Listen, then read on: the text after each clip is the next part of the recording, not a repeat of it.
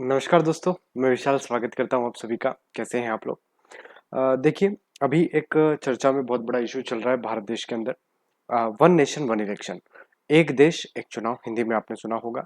अभी बहुत सारे न्यूज़पेपर वगैरह के अंदर और लगभग पिछले 2-3 सालों से ये वर्ड आपने सुना होगा, वन नेशन वन इलेक्शन। मुझे लगता है कि आप सब लोग इससे परिचित होंगे और आप सब ये जानते भी होंगे कि वन नेशन वन इलेक्शन क्या होता है। अभी आपको पता होगा कि अभी हरियाणा में चुनाव होने वाले हैं और हरियाणा के चुनाव के साथ-साथ भी जम्मू कश्मीर के अंदर भी इलेक्शन होने वाले हैं। इस कड़ी को अगर हम आगे बढ़ा के देखेंगे, तो थोड़े ही टाइम बाद आपको झारखंड के अंदर इलेक्शन देखने को मिलेंगे और झारखंड के अलावा महाराष्ट्र के अंदर भी अब इलेक्शन आने वाले हैं। और जब मैं 2025 की बात करूँगा, तो 2025 में बिहार एक बड़ा राज्य होगा जहाँ इलेक्शन होंगे और दिल्ली एक बड़ा राज्य होगा जहाँ इलेक्शन होने वाला है। तो ये जो इलेक्शंस का क्रम है हमारे भारत देश के अंदर, ये चलता रहता है। ये अनवरत प्रक्रिया है और ये चलती रहती है। इसके पहले आपने देखा मध्य प्रदेश, राजस्थान, छत्तीसगढ़ जैसे राज्यों में चुनाव हुए और इन सब चुनावों के बाद अब पुनः हरियाणा और जम्मू कश्मीर जैसे राज्यों में चुनाव हो रहे हैं, जिसके परिणाम 8 अक्टूबर के दिन घोषित हो जाएँगे और अभी वहाँ पे जो चुनाव की प्रक्रिया है वो चल रही है। चुनाव के चरण जो हैं चालू हैं। वन नेशन वन इलेक्शन को कैबिनेट की मंजूरी मिल चुकी है और मुझे लगता है कि एक छोटा-सा एक इन्फॉर्मेशन या फिर कहें कि एक एनालिसिस मैं लेकर आपके सामने आया हूँ। वन नेशन वन इलेक्शन से हमें क्या फ़ायदे हो सकते हैं और क्या-क्या नुकसान इससे हो सकते हैं? क्या पहले भी इस प्रकार की कोई चीज़ें हुई हैं या पहले भी चुनाव वन नेशन वन इलेक्शन के आधार पर हुए हैं? तो पहली बात तो समझते हैं कि वन नेशन वन इलेक्शन का मतलब क्या होता है? वन नेशन वन इलेक्शन का मतलब होता है कि आपके यहाँ पे अभी लोकसभा के जो इलेक्शन होते हैं वो होते हैं, यानी कि केंद्र सरकार के जो चुनाव होते हैं वो होते हैं। साथ ही साथ आप आपके राज्य में अलग से सरकार चुनते हो, तो राज्य के चुनाव भी आपके होते हैं। अब होता क्या है कि प्रत्येक राज्य का चुनाव एक अलग टाइम पर होता है और राज्यों का चुनाव भी एक अलग टाइम पर होता है।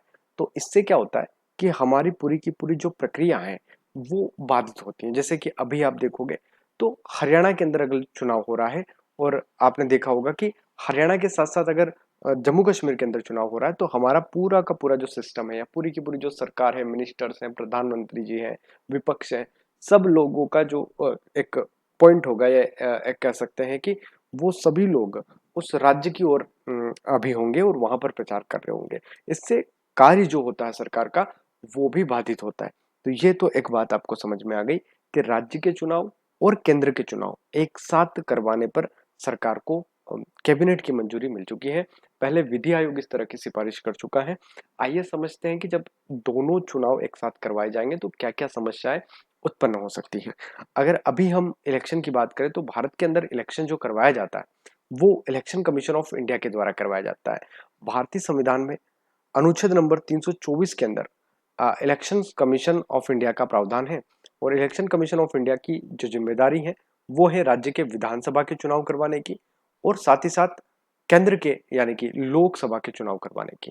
तो लोकसभा के जो इलेक्शन होते हैं वो करवाने की। राज्यसभा के चुनाव का इतना प्रभाव नहीं पड़ता है क्योंकि राज्यसभा के जो चुनाव होते हैं उसमें सामान्यतः एमएलए ही वोटिंग करते हैं और उससे इतना प्रभाव नहीं पड़ता है। लोकसभा के चुनाव और विधानसभा के चुनाव काफी चर्चित होते हैं, इसमें मुद्दे उठते हैं।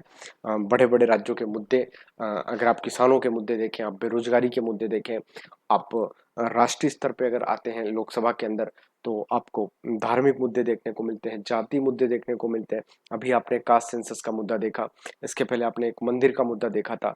धारा 370 या फिर आंतरिक सुरक्षा या बाह्य सुरक्षा के मुद्दे बहुत सारे राष्ट्रीय स्तर पर चर्चित होते हैं। तो ये जो सारी डिबेट है, इन डिबेट का एक हम कंक्लूजन करके देखें तो हम ये समझ सकते हैं कि वन नेशन वन इलेक्शन के कुछ फायदे भी होंगे और कुछ इससे नुकसान भी होने वाले हैं। तो मैं कुछ की पॉइंट्स आपको निकाल के देता हूँ कि क्या-क्या इससे फायदे हो सकते हैं और क्या ऐसी बातें हैं जो शायद मुझे लगता है कि भारत के लिए चुनौतीपूर्ण होगी, भारत सरकार के लिए चुनौतीपूर्ण होगी। ये एक अगर एक लाइन में कहा जाए तो ये इतना आसान खेल नहीं है जितना आसान सरकार इसको समझ रही है। क्यों मैं ऐसा कह रहा हूँ उस पे मैं आता हूँ। मैं आपको इसके बारे में बताता हूँ। देखिए, अगर मैं आपको एक पॉइंट समझाऊँ तो अभी जैसे कि मान लीजिए जम्मू कश्मीर का चुनाव हो जाता है और जम्मू कश्मीर के अंदर कोई भी सरकार बन जाती है, या बीजेपी बने या कांग्रेस की या उनके गठबंधन की सरकार बने। अगला जो पॉइंट हमारा आता है वो आता है कि सर चलिए मान लीजिए हरियाणा के अंदर भी सरकार आ गई। अभी हरियाणा में अक्टूबर में सरकार आ जाएगी, दोनों जगह पर अक्टूबर में सरकार नहीं चुन ली जाएगी और सरकार कह रही कि हम नेक्स्ट सत्र से क्या करने वाले हैं, एक साथ चुनाव करवाएंगे। मतलब ये 5 साल कंप्लीट नहीं कर पाएंगे, इसके पहले ही एक साथ चुनाव की रूपरेखा तैयार हो गई है। यानी कि जम्मू कश्मीर की विधानसभा को आपको क्या करना पड़ेगा, भंग करना पड़ेगा। साथ ही साथ आपको हरियाणा की विधानसभा को भंग करना पड़ेगा। इसके पहले यानी कि इसके बाद अब महाराष्ट्र के चुनाव आएंगे। तो महाराष्ट्र के चुनाव, झारखंड के चुनाव, ये जो दो राज्य हैं, इनकी भी विधानसभा को आपको भंग करना पड़ेगा, क्योंकि अभी लोकसभा का कार्यकाल चल रहा है, कुछ राज्यों का कार्यकाल यहाँ चल रहा है, कुछ राज्यों का कार्यकाल यहाँ चल रहा है और कुछ राज्यों का कार्यकाल यहाँ चल रहा है। अब मान लीजिए सभी की रेस आपको एक साथ चालू करवाना है, सभी की रेस एक साथ करवाना है, तो आपको क्या करना पड़ेगा, सभी राज्यों को बराबर पे लाके खड़ा करना पड़ेगा। तो आपको राज्यों की विधानसभाओं को भंग करना पड़ेगा, तभी तो आप एक साथ चुनाव करवा पाओगे। क्योंकि मध्य प्रदेश के चुनाव 2023 में हुए, अब मध्य प्रदेश के चुनाव कब होंगे, 5 साल के बाद। राजस्थान के चुनाव 5 साल के बाद होंगे। लोकसभा के जो चुनाव अभी हुए हैं, ये 5 साल के बाद होंगे। यानी कि राज्यों और केंद्र के चुनाव को एक साथ करवाने के लिए कुछ राज्यों की विधानसभाओं को भंग करना पड़ेगा, कुछ राज्यों की विधानसभाओं का कार्यकाल बढ़ाना पड़ेगा और इसके लिए व्यापक स्तर पर आपको संविधान के अंदर संशोधन करने पड़ेंगे, क्योंकि यह राज्य के हितों से जुड़ा हुआ मामला है। और भारतीय संविधान में अगर किसी भी प्रकार से संशोधन किया जाता है तो भारतीय संविधान में संशोधन आर्टिकल अनुच्छेद नंबर 368 के द्वारा होता है। भारतीय संविधान में संशोधन, और संशोधन की यदि बात की जाए, संशोधन की बात की जाए तो संशोधन आप मुख्य रूप से आर्टिकल 368 के अकॉर्डिंग दो रूपों से कर सकते हो। एक आपको क्या चाहिए सर, आपको चाहिए 1/3 मेजोरिटी, या फिर आप कह सकते हो सॉरी 2/3 बहुमत चाहिए, 2/3 बहुमत से आप इसको पास करवा सकते हो। और दूसरा आपको चाहिए कि अगर मुद्दा राज्य के हितों से जुड़ा है तो 2/3 बहुमत प्लस आधे राज्यों का आपको समर्थन चाहिए होगा।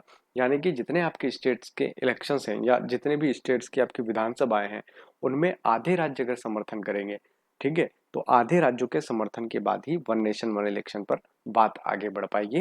अर्थात आपको संविधान संशोधन करने पड़ेंगे और उसके लिए बिल पहले आपको लाना पड़ेगा। तो लोकसभा या राज्यसभा में बिल लाया जाएगा और फिर क्रम से इसको पास करवाया जाएगा, और बाद में अगर राष्ट्रपति इसकी अनुमति देते हैं तो नेक्स्ट सत्र से आपको वन नेशन वन इलेक्शन देखने को मिल सकता है। लेकिन मुझे लगता है कि थोड़ी सी जल्दबाजी होगी ये कहने में कि ये इतना आसान है, क्योंकि अभी बहुत सारे राज्य जो हैं इसके लिए ना कर रहे हैं। वो कह रहे हैं कि भाई इस प्रकार से इलेक्शंस नहीं करवाए जा सकते। उसके पीछे भी मैं आपको कारण बताऊंगा, एक एक करके हम उस पॉइंट पर आते हैं। देखिए, जब हम बात करते हैं वन नेशन वन इलेक्शन के अंदर, तो एक पॉइंट ये निकल के आता है कि भाई जो खर्च होगा वो खर्च ज्यादा होगा। यानी कि जब हम इलेक्शन एक साथ करवाते हैं तो खर्च में कमी होगी। अभी जैसे कि हरियाणा में चुनाव हो रहा है तो अलग से खर्चा लग रहा है, जेके के अंदर चुनाव हुआ अलग से खर्चा लगा पार्टियों को, एमपी के अंदर चुनाव हुआ तो अलग से खर्चा लगा। तो हर साल कहीं ना कहीं किसी न किसी राज्य में चुनाव होता है और खर्च जो है सरकार का बढ़ता है। तो सरकार कह रही है कि भाई इससे हमको क्या होगा, फायदा होगा और खर्च में कमी आएगी। इलेक्शन कमीशन को भी खर्च में, जो चुनावी खर्च होता है उसमें कमी आएगी। तो ये एक पॉइंट है कि भाई पैसा बच सकता है अगर एक साथ चुनाव करवाए जाते हैं। दूसरा पॉइंट देखते हैं। दूसरा पॉइंट ये है कि प्रशासन में आसानी होगी। प्रशासन में कैसे आसानी होगी, तो देखिए, एक साथ जब चुनाव होते हैं तो बहुत सारे आईएएस अधिकारी जो होते हैं, बहुत सारे आईपीएस अधिकारी होते हैं और मूल रूप से हमारे जो टीचर्स होते हैं उनकी ड्यूटी लगाई जाती है। इससे हमारी शिक्षा भी बाधित होती है और हमारा जो प्रशासन है वो भी इसमें जो है उसका काम भी बाधित होता है, क्योंकि प्रत्येक साल किसी न किसी जगह पर इलेक्शन होंगे और सारे अधिकारी उस कामकाज में लगेंगे और इससे हमारी जो पूरा का पूरा जो सिस्टम है वो सही से काम नहीं कर पाता है। चुनावी सुरक्षा, मतदान केंद्र और मतदान की प्रक्रिया को अ, हर बार अलग अलग रूप से संभालना होता है। तो ये भी एक इसका जो पॉइंट होगा वो पॉजिटिव पॉइंट में आएगा। राजनीतिक स्थिरता बनी रहेगी। स्थिरता का मतलब हर राज्य में चुनाव हो रहा है, हर बार प्रधानमंत्री जी अलग जगह जाके भाषण दे रहे हैं, विपक्ष के नेता अलग जगह जाके भाषण दे रहे हैं, तो इससे काम हमारा प्रभावित होता है और काम को मतलब सरकार का जो काम है, सरकार अगर एक साथ चुनाव करवाएगी तो मूल रूप से हम देख सकते हैं कि पूरी जो बातें होगी वो फोकस कर पाएगी अपने काम पर। अ, प्रत्येक राज्य में अलग अलग चुनाव होते हैं तो अलग अलग टाइम पे आपको सभाएं करनी पड़ेगी, चुनावी सभाएं होती हैं, है ना, बयानबाजी होती है, लड़ाइयाँ हो सकती हैं, है ना? आपने देखा ही होगा कितनी बयानबाजी नेता लोग करते हैं। तो राजनीतिक स्थिरता की एक बात यहाँ पे निकल कर आती है पॉजिटिव पॉइंट के अंदर। मतदान की भागीदारी जो होगी वो जो है कई मुद्दों पर मतदान कर सकते हैं, राष्ट्रीय स्तर के मुद्दे जो हैं इसमें बढ़ सकते हैं। तो ये एक पॉजिटिव पॉइंट हो गया। अब आते हैं नेगेटिव पॉइंट पर। नेगेटिव पॉइंट क्या हो सकते हैं? तो सबसे बड़ा नेगेटिव पॉइंट अगर मुझे लगता है तो वो नेगेटिव पॉइंट होगा राज्य के मुद्दे। आप सबको पता होगा कि अभी अगर पिछले कुछ दिनों की मैं बात करूं या पिछले 2 साल रिवर्स लेके मैं आपको चलूं, 2019 के बाद के इलेक्शन की बात करूं, तो मोदी जी का जो कार्यकाल था 2.0 वाला, ठीक है, अभी तो 3.0 चल रहा है। 2.0 के इलेक्शंस के बाद एक ऐसा लग रहा था कि मोदी गवर्नमेंट जो एक ऐसी गवर्नमेंट है जो लगातार एक बहुत ही बड़े मार्जिन के साथ आगे बढ़ रही हैं। लेकिन जब आप 2024 के इलेक्शंस के साथ इसकी तुलना करेंगे तो अभी आपको पता चला कि अभी गठबंधन की सरकारें वापस से चल रही हैं। पिछले कई सालों से हमारे यहाँ गठबंधन की सरकार रही, लेकिन ये गठबंधन की सरकार 2014 में जब मोदी जी आए तो टूट गई। यानी कि मोदी जी ने अपने दम पर सरकार बनाई, 2019 में अपने दम पर बनाई, लेकिन 2024 पुनः उनको गठबंधन की ओर लेके गया, क्योंकि पूर्ण बहुमत किसी पार्टी को नहीं मिला। और इस वजह से बीजेपी के पास क्लियर जो सीटें थी वो थी, और उन्होंने गठबंधन किया तेलुगु देशम के साथ, नीतीश कुमार के साथ, और अभी वो सरकार में है। अब दिक्कत क्या होगी? दिक्कत ये होगी कि जो क्षेत्रीय पार्टियां हैं वो क्षेत्रीय पार्टियां नहीं चाहती हैं कि इलेक्शन साथ में हो। इसका एक बहुत बड़ा कारण है। इसका बड़ा कारण ये है कि बिहार के अपने मुद्दे हैं, उत्तर प्रदेश के अपने मुद्दे हैं, तेलुगु देशम पार्टी के आंध्र प्रदेश के अपने मुद्दे हैं, उड़ीसा के अपने अलग मुद्दे हैं, जम्मू कश्मीर की बात करें तो वहां धारा 370 का अपना खुद का एक अलग मुद्दा है।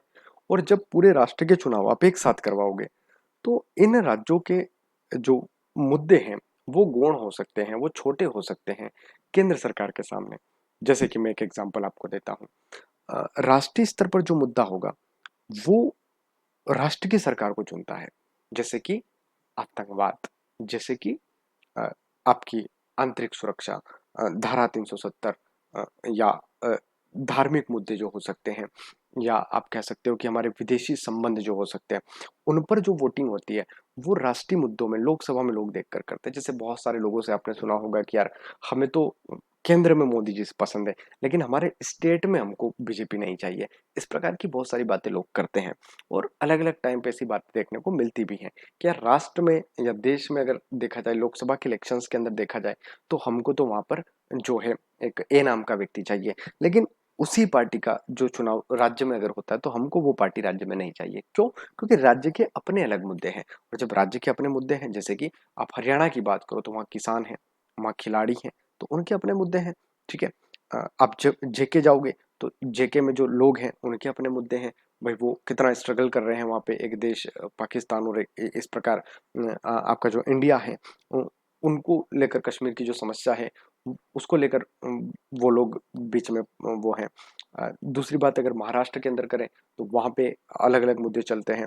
आप बिहार में जाओगे तो बिहार की राजनीति पूरी तरह से जातिगत राजनीति पर चलती है, उत्तर प्रदेश की राजनीति जातिगत राजनीति पर चलती है। तो ये जो स्टेट्स हैं, इन स्टेट्स के जो मुद्दे होते हैं वो राज्य मुद्दे हैं। और अगर एक देश एक चुनाव होता है तो इन राज्यों को खासा नुकसान होगा।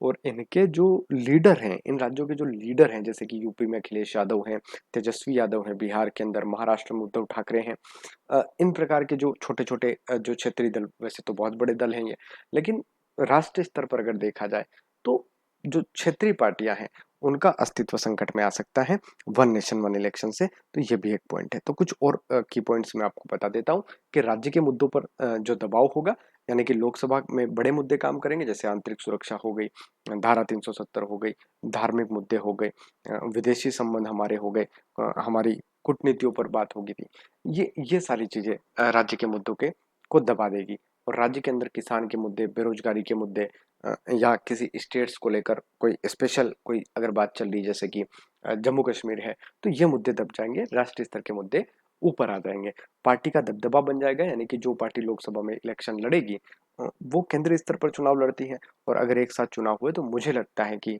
जो रूलिंग पार्टी अभी वर्तमान में है उसे कहीं ना कहीं इससे थोड़ा सा एज देखने को मिल रहा है, फायदा देखने को मिल रहा है, क्योंकि राष्ट्रीय मुद्दे जो हैं उसके अभी हाथ में है, उसकी पकड़ में है।